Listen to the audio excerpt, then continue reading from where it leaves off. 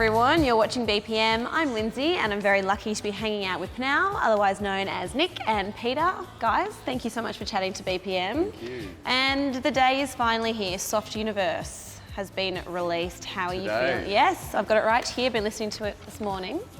And I've got exciting news for you because on our website, bigpondmusic.com, you're already outselling Adele, who's been at the top of our charts for weeks. She sold now. some copies? You're outselling Adele right at this very second. Knocked me over with a feather. So, there you go. Wow, that's amazing. So how are you guys feeling about the release of Soft Better Universe? now. Yeah, much better Jeez, now. I didn't know we would sell any copies. Especially Adele, she actually sells records. So your debut album, Samba Nova, was recorded in your bedroom studio. Now we're up to the fourth album. So tell me how the recording process has evolved over your career. It's not that different, to be fair. I mean, we build bedroom studios in Every inside bedroom. bigger studios and in bedrooms too. So we recorded this one around the world though, which was different because we were moving around and collaborating with different people. Some in New York and Los Angeles and Atlanta, in London. One was done. I was in Paris and Peter was in London, and we did it kind of on the phone. That was kind of interesting. It was good. How did that work? Were you using Skype or? Well, A bit of sometimes we use Skype and yeah. sometimes on the phone and just singing. Yeah, but it kind of worked. It's a song called Twist of Fate on the record.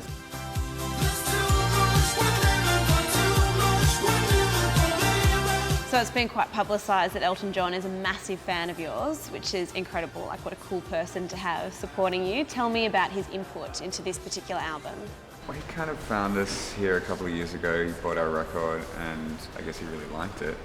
So he contacted us through this strange connection of people and we went and saw him and he just said, you know, like, I love your music, I'm going to do everything I can to help you out. And then since then he's really helped us shape this record and just helped us with our career and, you know, like we moved to the other side of the world and it's just an incredible musical mind and it's been I think great he support. brought perspective to our career in more of a long-term way of looking at it. So, you know, he's opened up some doors for us to working outside of just being in a band, you know. So there's other fields there now which we're exploring. We're doing a project with him, of course, and then, you know, we worked on a Disney film with him and Done some writing. yeah, we've done quite a lot of writing with him. Do you still find him intimidating? I can't imagine Elton I ever. actually am a little nervous, I got to tell you. On the phone I'm better, but when I'm sitting in the presence of, I do find myself that the cat's got my tongue a little bit. And, But he doesn't make you feel not at all, but like, by his it's presence. Sir Elton John. Like, But yeah. I'm sorry, but it's just It's a surreal event. it's weird. Yeah. So you guys started PNAU when you were only 14 years old. When you were that age, what were your long and short-term goals for the band? It's a long time ago. It was. And I don't think we had any idea of anything, really. I mean, we were listening to a lot of music that was coming out of Europe, Belgium, and Berlin, yeah, and London.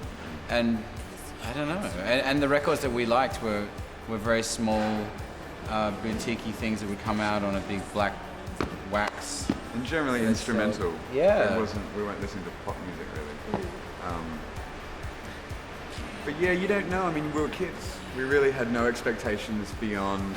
We doing a just few enjoyed shows. it. I think it was Exactly. just fun. And try to keep that as much as we can.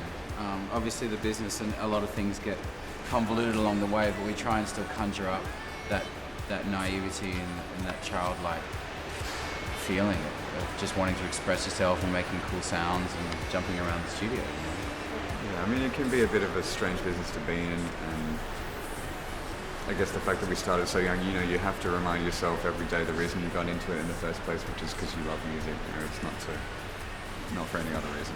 So if you look back over the course of your career, musically, how have your influences evolved in that time?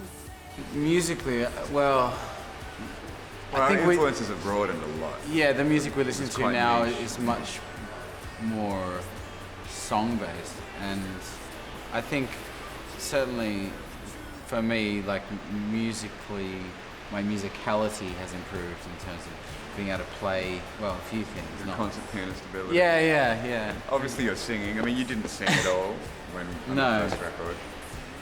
Strangulated Yelps I did on the Teenager album, as quoting a Brisbane journalist. And then also on the Groove Armada album, Strangulated Yelps, yeah. But the Yelps have now somehow developed out of the primal scream into almost a tuneful vocal. Well, I do love your vocals on Solid Ground. It's a really catchy tune, Solid Ground being the single that's currently out at the moment. And the album itself, now this could just be the rumour mill going into overdrive, but I read somewhere that it's a very emotional album centred around a breakup. Yeah, it was, yeah, Okay. it is. I mean, not every song is dedicated to that dark path that one has to take in life. A lot of the songs are kind of cathartic exercises in purging, you know, a lot of stuff that you go through when you fall out of love or you get your heart broken. You know? It's rich material for that matter. At least something good can come from a dark place. A hit album. I dwelled on it a little too long. It definitely did, but it was obviously a big moment for you. But really the record is, and the music is quite positive, so it's putting a different slant on a negative experience and bringing something positive out of it. Just be careful though, because going back to Adele, her ex-boyfriend actually came back and wanted money for, Really? from her for her album. Royalties. Yeah, for her album any 19. quotes in the lyrics? Because he was like, well, you know, if it weren't for me, then you wouldn't have had the inspiration to write the album, so I want money. Wow, And she was that's like, you put me ballsy. through hell. I'm not giving you money for breaking my Yeah. heart. So be wary of the ex coming back. For Well, I handouts. think my ex, she's pretty classy. I don't think she'd be asking for money. So as well as being together in PNAU, you've each gone and done your own different things with people like Robbie Williams, Empire of the Sun, obviously. Nick, you've done stuff for Cirque du Soleil. So how do you bring those influences back when it comes time to record for PNAU? Well, I just think when we're working together, most of the stuff that we write is undeniably now. Sometimes we'll write something and give it to someone else or whatever.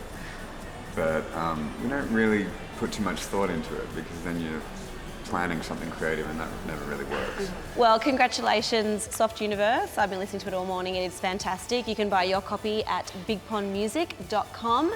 Pete and Nick, thank you so much for chatting to BPM, and good luck with your travels. And kicking Adele's ass on the charts. High five, guys. there you Come go. on. No, I love Adele, but this album it's very cool. So thank you. There you go, there's your recommendation.